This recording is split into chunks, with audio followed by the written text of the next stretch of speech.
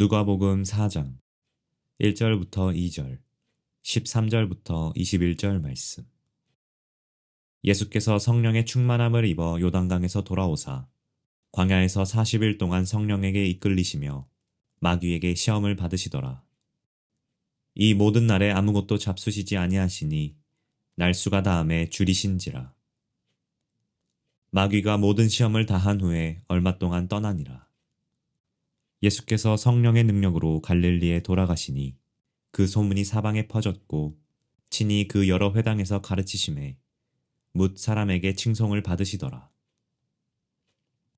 예수께서 그 자라나신 곳 나사렛에 이르사 안식일에 늘 하시던 대로 회당에 들어가사 성경을 읽으려고 서심해 선지자 이사야의 글을 들이거늘 책을 펴서 이렇게 기록된 데를 찾으시니 곧 주의 성령이 내게 임하셨으니 이는 가난한 자에게 복음을 전하게 하시려고 내게 기름을 부으시고 나를 보내사 포로된 자에게 자유를, 눈먼 자에게 다시 보게 함을 전파하며 눌린 자를 자유롭게 하고 주의 은혜의 해를 전파하게 하려 하심이라 하였더라. 책을 덮어 그 맡은 자에게 주시고 앉으시니 회당에 있는 자들이 다 주목하여 보더라. 이에 예수께서 그들에게 말씀하시되 이 글이 오늘 너희 귀에 응하였느니라 하시니. 이제 욤키푸르의 마지막 시간 6번째 부분을 말씀드리려고 합니다. 신약 시대의 욤키푸르에 대한 기록 혹은 예수님과 욤키푸르라는 제목으로 여러분에게 말씀을 전해드리려고 합니다. 누가복음 4장을 읽어보면 예수님에 대한 이야기가 나오는데 예수님의 40일 금식과 그리고 이 욤키푸르 대속죄일과 연관된 이야기가 있는 것을 보고 우리는 깜짝 놀라게 되어집니다. 누가복음 4장 1절 2절에 보면 예수께서 성령의 충만함을 받고 요단강에서 돌아오사 광야에서 40일 동안 성령에게 이끌리시며 마귀에게 시험을 받으시더라. 이 모든 날에 아무것도 잡수시지 아니하시니 날수가 다함에 줄이신지라. 40일 금식하셨죠. 그 다음을 읽어보면 언제 40일 금식을 하시는지에 대한 이야기를 우리가 알 수가 있습니다. 누가복음 4장 13절부터 19절 보니까 마귀가 모든 시험을 다한 후에 얼마 동안 떠나니라. 예수께서 성령의 권능으로 갈릴리에 돌아가시니 40일 금식하고 돌아간 곳이 갈릴리라는 거예요. 그 소문이 사방에 퍼졌고 친히 여러 회당에서 가르치시며 무 사람에게 칭송을 받으시더라. 40일 금식 이후에 회당마다 다니면서 말씀을 전한 이야기를 하는데 그중에 한 가지 특징적인 이야기를 들려주고 있습니다.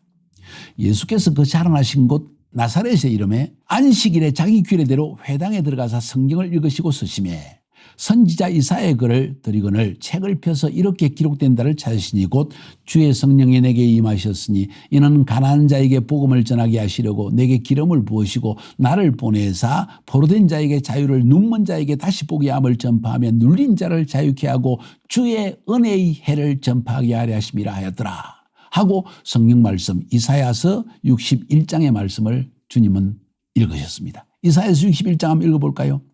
주 여호와의 신이 내게 임하셨으니 이는 여호와께서 내게 기름을 부어사 가난한 자에게 아름다운 소식을 전하게 하려 하심이라. 나를 보내사 마음이 상한 자를 고치며 포로된 자에게 자유를, 갇힌 자에게 노임을 전파하며 여호와의 은혜의 해와 우리 하나님의 신원의 날을 전파하며 모든 슬픈 자를 위로하고 무릇 시온에서 슬퍼하는 자에게 화관을 주어 그 죄를 대신하여 희락의 기름으로 그 슬픔을 대신하며 찬송의 옷으로 그 근심을 대신하시고 그들로 의의 나무 곧 여호와의 심으신 바 그 영광을 나타낼 자라 일컬음을 얻게 하려 하심이니라. 이사야서 61장 1절부터 3절까지의 말씀인데 예수님께서 나사렛 회당에서 그 말씀을 읽었다는 것입니다. 여기서 중요한 것은 도대체 이사야서 61장 1절부터 3절까지의 말씀이 뭐냐? 이 메시아장이라는 거예요. 메시아가 강림하실 때 일어날 일에 대한 기록을 하고 있는 것이고 이 성경 구절을 유대인들은 언제 읽은지 아십니까? 바로 욤키푸르 날에 읽었다는 것이죠. 그러니까 예수님께서 누가복음 4장에서 기록된 것처럼 40일 금식을 마치시고 그리고 욤키푸르 날이 되었다는 것입니다. 그래서 이 본문을 읽었다는 것이죠. 그 말은 예수님께서 바로 이 욤키푸르 그 이전 40일 전부터 40일 금식을 했다는 거예요. 욤키푸르가 언제입니까? 티시리 월 10일입니다. 디시를 1이 나팔절입니다. 그 열흘 동안 금식하는 거 알고 계시죠? 경건한 유대인들은 그 전부터 티시리월 전 달을 유대인의 6월 달을 엘룰월이라고 하는데 엘룰월 1일부터 티시리월 10일까지 40일 동안 경건한 유대인들은 금식을 합니다. 어쩌면 사도 바울이 말하는 이 금식 기간이라는 것은 이 바로 40일 금식 기간을 이야기할 수도 있을 것입니다. 중요한 것은 바울도 그 사실을 알고 있었고 예수님께서도 40일 금식을 언제 하셨느냐. 바로 이 엘룰월 1일부터 욤키프르까지 40일 기간 동안 금식을 하셨다는 걸 알 수 있습니다. 왜? 바로 이 욤키프르 기간에 그 주간에 욤키프르 날에 읽는 성경 구절이 이사야서 61장 1절부터 3절까지인데 누가복음 4장에서 예수님께서 40일 금식 마치고 나사렛 회당에서 들어가서 읽으신 성경 구절이 바로 그 구절이 되기 때문에 우리는 그걸 알 수가 있다는 거죠. 예수님은요 철저히 절기를 따라 사셨다는 걸 알 수 있습니다.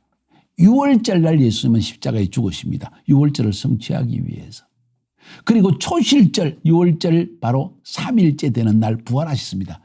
부활의 첫 열매로서 우리에게 예언의 성취를 위해서 초실절의 성취를 위해서 6월절의 성취를 위해서 십자가에서 6월절에 죽으시고 초실절의 성취를 위해서 3일 만에 부활하시고 사랑하는 여러분 예수님의 생애 자체가 철저히 절기를 따라 생활하는 걸 알 수 있죠. 우리가 예수님을 본받자고 하지 않습니까? 그러면 예수님께서 지킨 그 절기를 우리가 지킬 의미가 있지 않을까요? 왜 예수님이 절기를 지키셨을까요? 그것이 구약시대에 사라지는 것이고 그림자이기 때문에 필요 없는 것이라면 예수님은 그렇게 굳이 지키지 않을 것입니다. 예수님이 그렇게 지키신 이유는 바로 절기 자체가 하나님의 예언이고 그 예언의 성취가 예수님을 통해서 이루어지는데 절기는 예수님의 오심, 초림하셔서 하실 일들, 십자가에 죽으시고 3일 만에 부활하실 일을 미리 예언적으로 보여주는 것이기 때문입니다. 가을 절기도 마찬가지입니다. 나팔절 기간에 예수님은 공중으로 재림하시고 그리고 바로 이 욤키프르 대속죄일에 공중 재림하는 공중으로 휴거하는 모든 이 하나님의 백성과 함께 혼인잔치를 이룬다는 것을 예언적으로 미리 절기를 통해 보여주시기 때문입니다. 그래서 예수님은 바로 이 엘룰월부터 티시리월 10일까지 40일 기간 동안 욤키프르 기간까지 금식을 하셨다는 것을 오늘 성경은 말하는 거예요. 누가복음 4장 20절 21절에 보니까 책을 덮어 그 맡은 자에게 주시고 책을 덮었다. 내일라 생명책을 덮어버리는 이야기를 지난 시간에 배웠죠. 앉으시니 회당에 있는 자들이 다 주목하여 보더라. 이에 예수께서 저에게 말씀하시되 이 글이 오늘날 너희 귀에 응하였느니라. 이 말씀이 그대로 너희에게 응하였다 하고 말씀하십니다. 우와. 그러니까 유대인들이 한 일이 뭔지 아십니까? 누가복음 4장 28절 30절에 보니까 회당에 있는 자들이 이것을 듣고 다 분이 가득하여 일어나 동네 밭으로 쫓아내어 그 동네가 건설된 산 나들이까지 끌고 가서 밀쳐 내리치고자 하되 예수께서 저희 가운데로 지나서 가시니라. 지금 무슨 행동인지 아십니까? 지금 여기서 여러분이 보는 그림이 무엇입니까? 예수님을 밀쳐서 낭떠러기에 떨어지게 하려고 했습니다. 뭔지 아십니까? 대속죄일에 대제사장이 염소 2마리를 잡아가지고 한 마리는 라 아도나이 두 번째는 라 아사셀 내어보내는 염소. 그 염소는 어떻게 한다고요? 멀리 광야에 보내서 낭떠러지에 떨어져 죽게 합니다. 예수님을 마귀라고 칭한 거예요. 이 마귀 새끼야 너는 죽어라. 회당에서 그렇게 했다는 거죠. 왜? 그날이 대속죄일이기 때문에 속죄일에 하나님께서 예수님께서 이사야서 61장 메시아장입니다. 메시아가 오셔서 하실 일을 말하는 것입니다. 공중 휴거당하고 함께 혼인잔치가 이루어진 기쁨을 지금 설명하고 있는 거예요. 그런데 그들은 예수가 마귀 들렸다고 하는 거죠. 너는 아자젤, 라 아자젤 이 죽어야 하는 이 마귀와 같이 너는 죽어라 하면서 낭떠러지에 떨어뜨리게 했다는 거죠. 누가복음 4장 30절에 예수께서 저희 가운데로 지나서 가시니라. 누가복음 4장은 우리에게 엄청나게 많은 예언적인 부분을 우리에게 들려주고 구약시대 하나님 보이신 욤키프르의 사건들을 우리에게 설명해 주는 중요한 근거가 되는 말씀이라는 걸 우리가 알 수 있는 것입니다. 이 희년 때 다시 말해서 그러니까 이사야서 61장은 희년에 선포하는 말씀이요. 그것은 특별히 욤키프르가 희년이 무엇입니까? 바로 50년째 되는 해 모든 종들을 히브리 종들을 자유케 하고 모든 빚을 탕감해 주는 가장 큰 안식일입니다. 희년. 그죠? 주빌리 영어로 그렇게 하죠. 희년이라고 하죠. 그 희년에 읽는 성경 구절이 바로 이것이었다는 거죠. 그 희년은 언제 선포하느냐? 바로 이 욤키푸르 날에 희년을 선포한다는 거예요. 이게 50년째 종을 자유케 하고 빚을 탕감한 그 희년, Year of Jubilee, 희년이 다가왔을 때 희년 선포를 언제 하느냐? 바로 이 욤키푸르 대속죄일이 한다는 거죠. 그 대속죄일이 주님이 오셔가지고 나사렛 회당에서 이 선포를 하시니까 화가 나가지고 네가 메시아냐? 하고 마귀를 아사셀 염소를 낭떠러지 죽게 하듯이 예수님을 죽게 하려고 했다는 것이죠.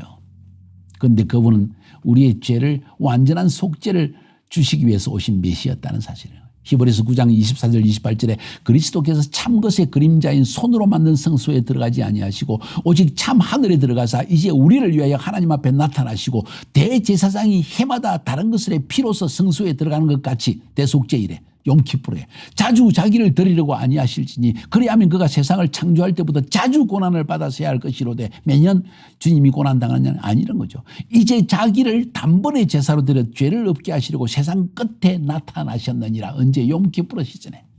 한 번 죽는 것은 사람에게 정하신 것이요 그 후에는 심판이 있으리니 이와 같이 그리스도도 많은 사람의 죄를 담당하시려고 단번에 드리신 바 되셨고 구원에 이르게 하기 위하여 죄와 상관없이 자기를 바라는 자에게 두 번째 나타나시리라. 십자가에 죽으실 때 한 번 속죄를 이루셨는데 두 번째 나타나셔서 그 속죄받은 자기 백성을 완전히 구원하시는 일이 욤키푸르에 일어난다는 것을 성경은 말하고 있는 것입니다.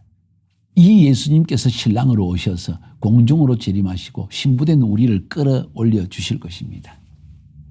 이것은 비유적으로 이야기하면 마치 혼인잔치에 비유할 수 있는데 여러분 나팔절을 혼인잔치의 날이라고 여러분에게 말씀을 드렸죠. 혼인잔치의 마지막 부분이 뭔지 아십니까? 신랑 되신 주님이 오셔서 신부된 우리를 안고 성전의 문지방에 걸리지 않게 두 팔로 안고 문지방을 걸러 탁 넘어가십니다. 그리고 영원한 안식으로 이끌어 가신다는 거예요. 완전한 구속을 주신 그 날이 욤키푸르의 날이라는 거예요. 그러나 땅에서는 심판이 주어질 것입니다. 사랑하는 여러분, 그러므로 욤키푸르 기간에 이 기간이 어떤 날인지 이 날이 어떤 날인지를 아는 것이 얼마나 중요한지 모릅니다. 예수님께서도 이 욤키푸르의 날, 이 절기에 맞춰서 금식을 하시고 그리고 마지막 선포를 행하신 것처럼 이 날은 바로 구속이 완전히 완성되는 날이고 속죄가 완성되는 날이고 하나님의 백성이 혼인잔치 속에 들어가서 신랑 되신 예수님과 공중에서 기쁨의 포도주를 마시는 날이 될 것입니다. 그러나 지상에서는 엄청난 심판이 주어질 것입니다. 이때를 준비합시다. 누누이 지금까지 계속 이런 말씀을 드렸죠. 나팔절부터 욤키푸르까지 준비하자. 하나님의 경고가 울려 퍼진다. 마지막 심판의 때가 올 것이다. 우리는 공중에 휴거될 것이다. 이것이 욤키푸르의 결론입니다. 꼭 이 시즌을 놓치지 마시고 올해 이 말씀을 들으면서 더 늦지 않게 자신에게 돌아오고 하나님께 돌아가서 다시 한번 회개하여 첫사랑을 다시 회복하고 주님을 섬기는 여러분이 되기를 주님의 이름으로 축복하여 드립니다. 승리합시다.